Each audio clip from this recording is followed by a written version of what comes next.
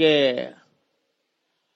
ویسے تو ہر مسلمان کے دل میں خواہش ہوتی ہے، جذبہ ہوتا ہے کہ ہم بھی حج کریں، ہم بھی بیت اللہ کی زیارت کریں، روضہ اقدس کی زیارت کریں، مکہ مکرمہ مدینہ طیبہ حرمین شریفین کی حاضری کا موقع ملے.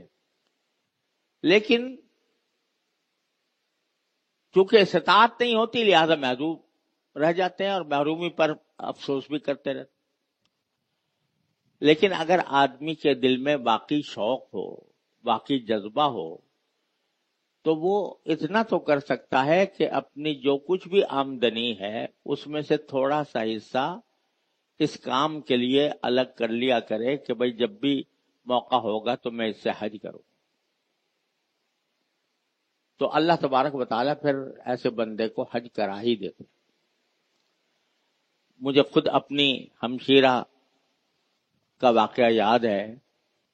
میری ہمشیرہ تھیں، ان کے معاشی حالات اچھے نہیں تھے، تو انہوں نے والد صاحب سے ایک مرتبہ عرض کیا کہ حضرت مجھے حج کرنے کا بڑا شوق ہے، تو کوئی آپ دعا کیجئے اللہ تعالیٰ مجھے حج کی توفیق عطا فرمائے. حضرت والد صاحب نے فرمایا کہ تمہیں شوق نہیں. انہوں نے کہا جی مجھے تو بہت شوق ہے. کہا شوق نہیں ہے، اگر شوق ہوتا تو کچھ پیسے جمع کرتی، اس کے لیے کچھ پیسے جمع کر کے رکھے ہوتے. انہوں نے کہا جی میری آمدنی اتنی ہے کہ اس میں سے کچھ بچانا مشکل. حضرت والد صاحب نے فرمایا کہ تھوڑا کہ چلو جتنی بھی آمدنی ہے اس میں سے تم اس زمانے میں آنے ہوا کرتے تھے، 8 آنے رکھ دیا کرو، مہینے میں 8 آنے اس کام کے لیے رکھ دیے کہ میں اس سے حج کرنے کی پیسے جمع کروں. انہوں نے پلے باندھ لی بات. اتفاق سے ان کا انتقال ہوا، 37 سال کی عمر میں، 34 سال کی عمر میں انتقال ہو گیا. جب ان کا گھر کا سامان دیکھا گیا تو اس میں ایک تھیلی نکلی. اس تھیلی کے اوپر لکھا ہوا تھا پیسے برائے حج، حج کے لیے یہ پیسے جمع کر رہی. کھولا تو اس میں صرف 65 روپے تھے، یعنی وہ 65 روپے جمع کر پائی تھی حج کرنے کے لیے. حضرت والد صاحب تعالیٰ کے سامنے آیا. حضرت والد صاحب کی حیات میں ان کا انتقال ہوا تھا. تو حضرت والد صاحب کی آنکھوں سے آنسو جاری ہو گئے اور فرمایا کہ میں نے کہا تھا اس سے، اور اس اللہ کی بندی نے یہ اپنا پیٹ کاٹ کر یہ پیسے جمع کیے. تو حضرت والد صاحب نے فرمایا میں انشاءاللہ اس 65 روپے سے ہی اس کا حج کراؤں. چنانچہ حضرت والد صاحب رحمۃ اللہ علیہ نے مکہ مکرمہ میں ایک صاحب کو نامزد کیا، ان کو یہ پیسے بھیجے کہ بھئی تم ان کی طرف سے حج بدل کر دیں. انہوں نے حج بدل کیا.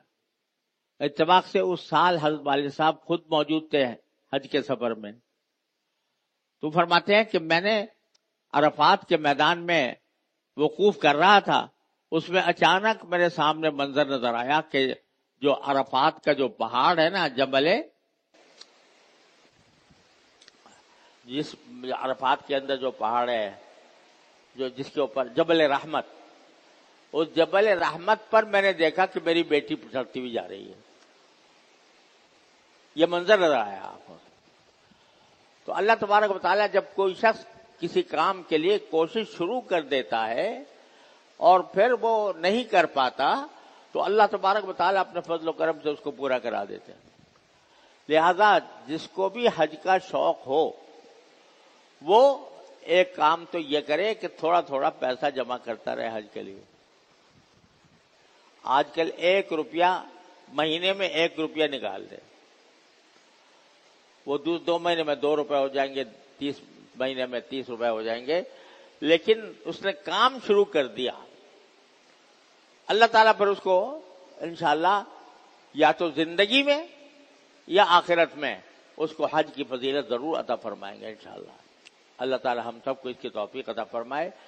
اور حج کا جو فریضہ ہے اس سے جو غفلت پھیلی ہوئی ہے اللہ تعالیٰ اپنی رحمت سے اس سے ہمیں بچنے کی توفیق عطا فرمائے.